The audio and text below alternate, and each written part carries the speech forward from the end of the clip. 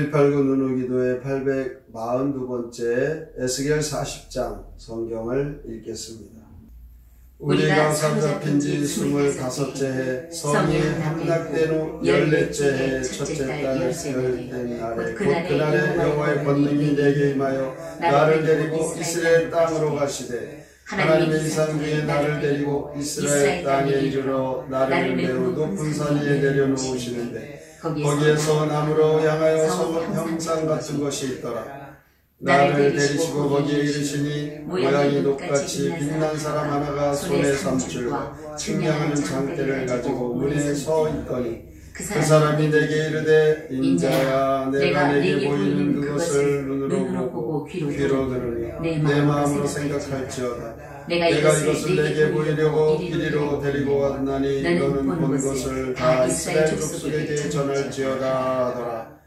내가 본즉 집 바깥 사방으로 담이 있더라. 그 사람의 손에 측량하는 장대를 잡았는데 그 길이가 팔꿈치에서 손가락에 이르고 한 손바닥 너비가 더한 자 6척이라. 그 담을 측량하니 두께가 한 장대요 높이도 한 장대며 그가 동쪽을 향한 문에 이르러 층계에 올라 그 문의 통로를 측량하 길이가 한 장대요 그 문 한쪽 통로의 길이로 한 장대며 그 문간에 문지방들이 있네. 각기 길이가 한 장대요 너비가 한 장대요 각 방 사이 벽이 5척이며 안쪽 문 통로의 길이가 한 장대요 그 앞에 현관이 있고 그 앞에 안문이 있으며 그가 또 안문의 현관을 측량하니 한 장대며 안문의 현관을 또 측량하니 8척이요 그 문벽은 2척이라.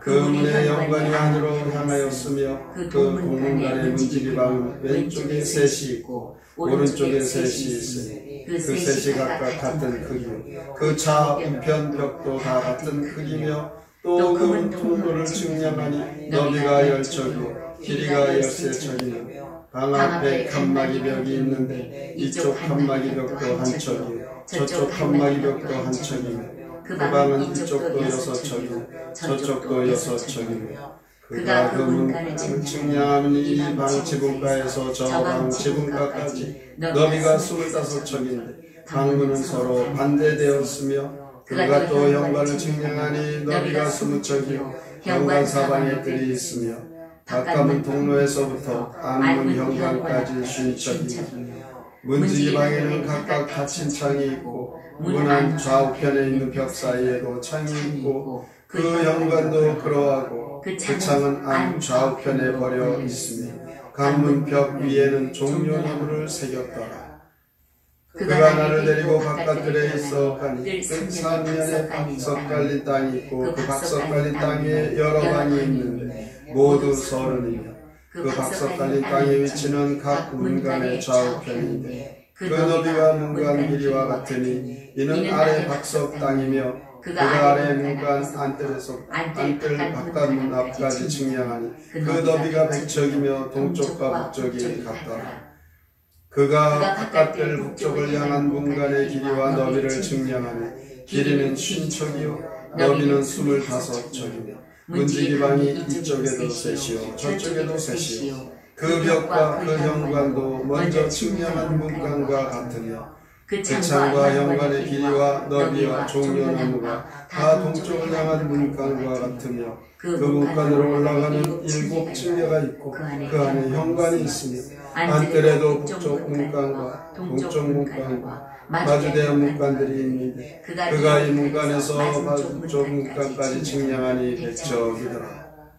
그가 또 나를 이끌고 남으로 간 남쪽을 향한 문간이 있는데 그 벽과 현관을 측량하니 먼저 측량한 것과 같고 그 문간과 현관 좌우에 있는 창도 먼저 말한 창과 같더라.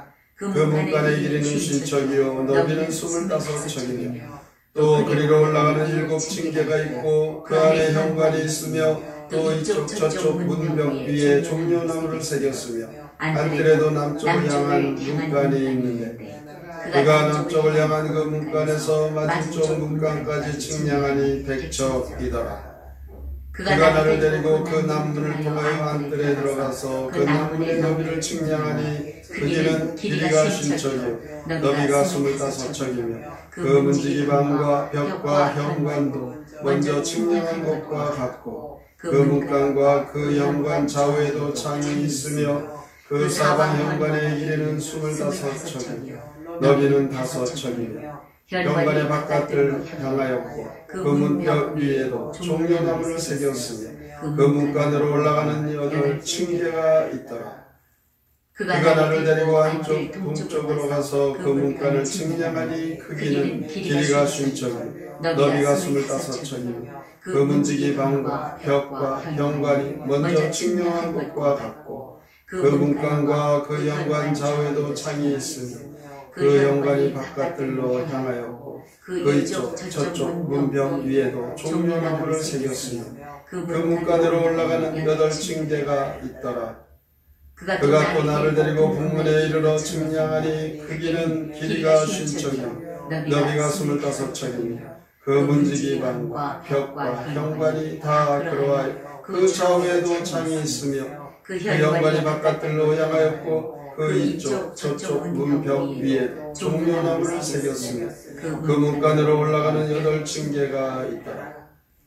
그 문벽 곁에 문이 있는 방이 있는데 그것은 번제물을 싣는 방이며 그 문의 현관 이쪽에 상둘이 있고 저쪽에 상둘이 있으니 그 위에서 번제와 속죄제와 속번제 희생제물을 잡게 한 것이며 그 북문 바깥 곧 입구로 올라가는 곳 이쪽에 상둘이 있고 문의 현관 저쪽에 상둘이 있으니 문곁 이쪽에 상이 4시 있고 저쪽에 상이 4시 있어 상이 모두 8개라 그 위에서 희생제물을 잡았더라.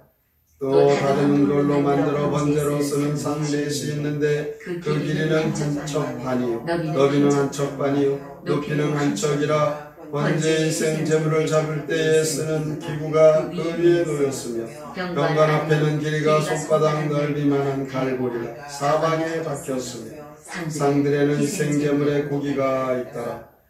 안문 밖에 있는 안뜰에는 노래하는 자의 방풀이 있는데 북문 곁에 있는 방은 남쪽으로 향하였고 남문 곁에 있는 방은 북쪽으로 향하였더라.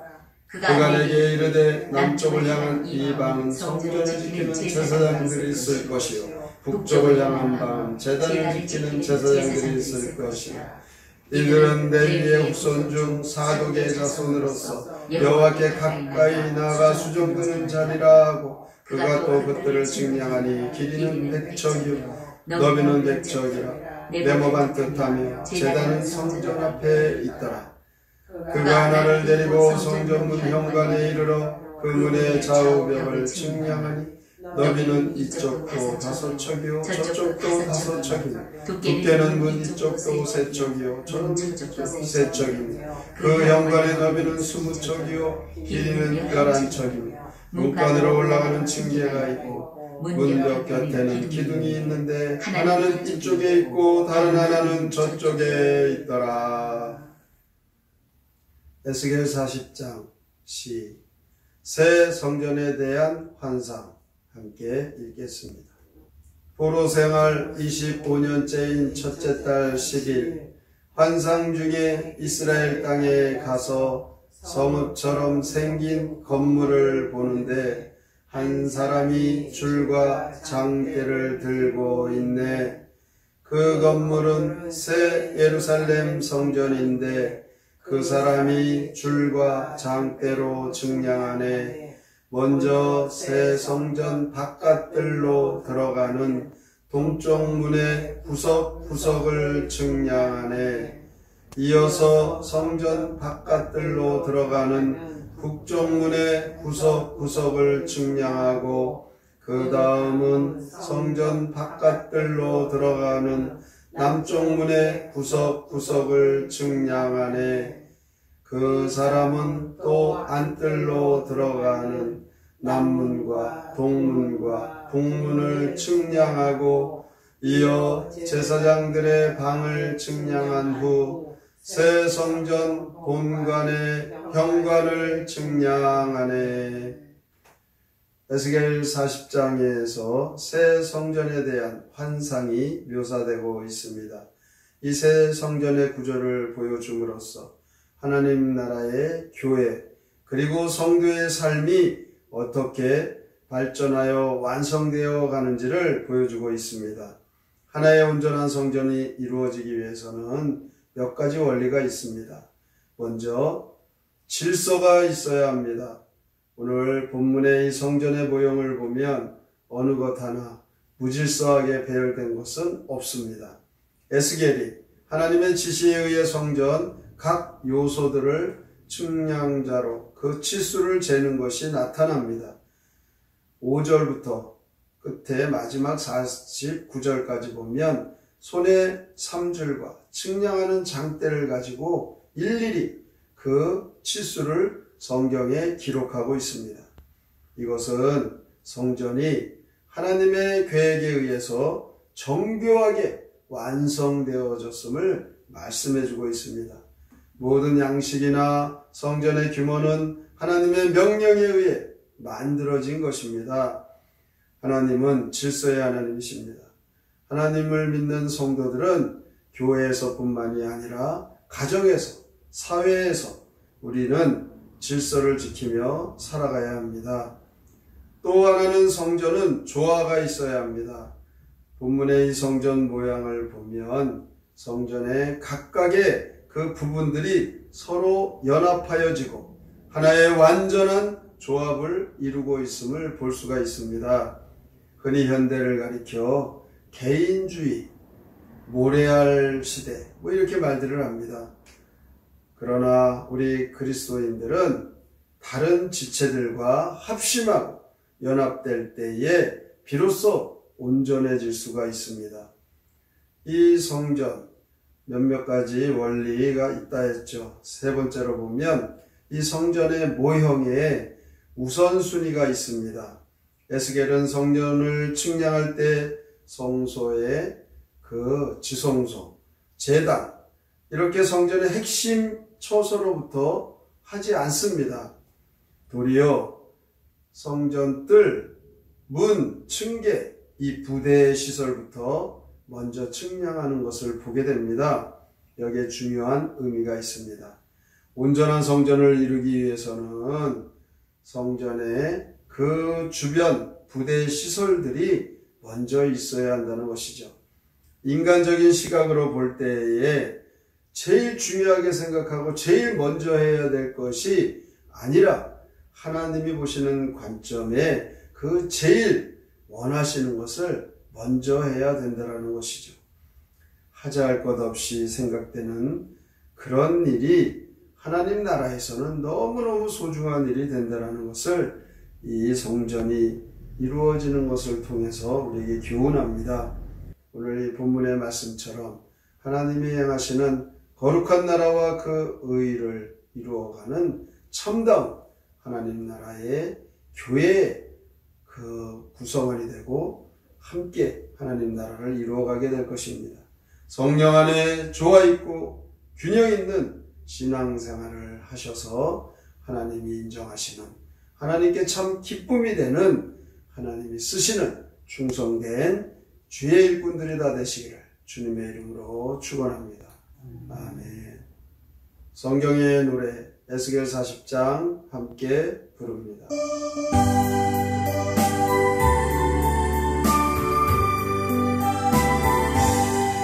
도로 생활이 15년 주도 멸망 14년 주님께서 고향 땅에 날 데려가 주셨다.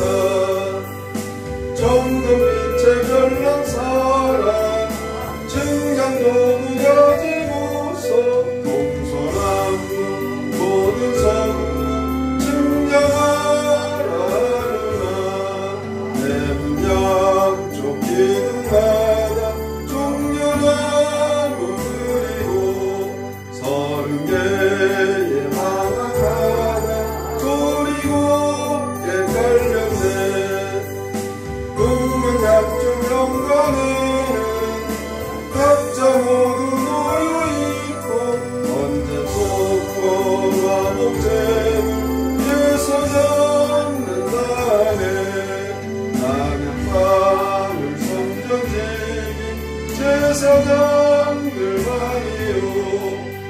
양광은 세상지 사독자 손만이라 성전들을 충만하니 이리 백청하니 백청 내 몸 안뜻 한계단 성전 앞에 있더라. 오늘도 우리는 이 에스겔 선지서를 통하여서 하나님 나라, 하나님의 성전, 하나님께서는 하나님의 계획대로 이루어 가시고 계심을 우리는 바라봐야 할 것입니다. 오늘도 우리가 하나님을 모시고 살아가는 거룩한 성전임을 깨달아 하나님이 기쁨이 되고 소망이 되는 그 믿음의 삶으로 하나님 나라와 그 의를 이루어가는 삶이 되게 하여 주시옵소서. 오늘의 말씀을 깊이 생각하고 믿음으로 살기로 다짐하며 함께 통성으로 기도합니다. 하나님, 주님을 기뻤다는 성도 하나님